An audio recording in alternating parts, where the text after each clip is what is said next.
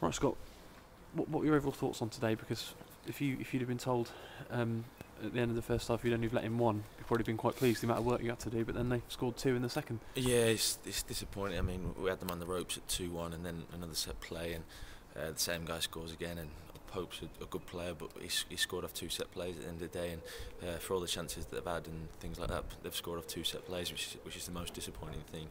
I mean, you can work on we can work on set plays all day long. At the end of the day, it's man for man, and if one person doesn't do his job, then it costs us, and unfortunately, it's happened today.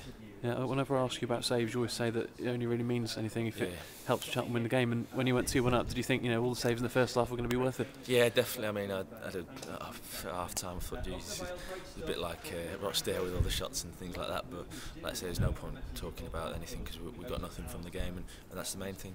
Yeah, there was one save that I'm going to ask you about where I think you saved a shot from Taylor and then recovered at the near post. Is that what you work in training for those recoveries? We do a lot of up and down and that, and it gets us blowing and things like that. But just pleased with the first save, and then to get something on the second save, I was happy with as well. So, but like I say, it's disappointing because we've got nothing from the game. So. Yeah, I think you and Keith Lowe are probably the only players left here that played for Cheltenham when Jennison Murray Williams was on loan, and he's obviously turned into a very good player, hasn't he? Yeah, he ran us ragged in the first half. He was unplayable. We couldn't get near him.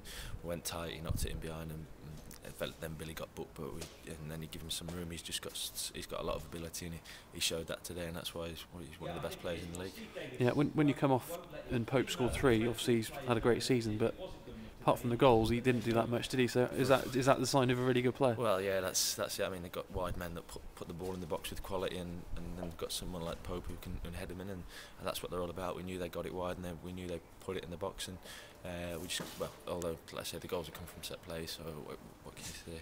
Yeah, it's going to be difficult top 3 now, isn't it? But you can't mope about because you obviously got to get back straight to it on Monday against Northampton. Yeah, I mean, we wanted to get 6 points from these 2 games, and that would have given us a great opportunity to get top 3. But realistically, Port Vale have gone 5 points ahead of us with a game in hand, and it's going to be tough to catch them. But we'll keep going, and we won't give anything up, and because we've got to keep going. And then if we don't get top 3, then we need to be in the playoffs in good form, and that's what we need to do. But no one's giving up on the top 3 just yet. Things can change very quickly, can't they? 3 points swing and someone else dropping points. Yeah, massively. I mean, everyone's still got everyone to play. I mean, people say our fixture list is a tough running, but everyone's got to play. Everyone's still in and things like that. So it can, if we win Monday, then it puts us back up there, and that's what we'll be looking to do. Yeah, the manager said that Michael Hector didn't actually have a bad game, but his man scored 3. So do you sort of take complete responsibility for when you let in from a set piece? Yeah, I think everyone will say Michael's going to be a great player and things like that, but he's had an off afternoon today, and I'm sure he'll bounce back on Monday because he's got everything. He's got all the ability in the world, and it's just unlucky that something like the lad McComb had a free header just after the second goal, I think, but he headed it wide, and Pope could have put him wide, but unfortunately today he put him in. Yeah, I know you were running out of time, but I'm sure you'd have liked a bit more time to get into position for the free kick when you went up for it, because you just got into the box and suddenly the ball was over there. And yeah, well, I knew I couldn't win the first header, so I was waiting for the knockdown like a striker, but yeah, it was blowing when I sprinted back. What's it like running back because obviously they didn't actually get a shot away in the end, didn't they? But one stage it looked like he might have had a shot into an empty net. I just thought I'm blowing it. I need to get back in as quick as possible.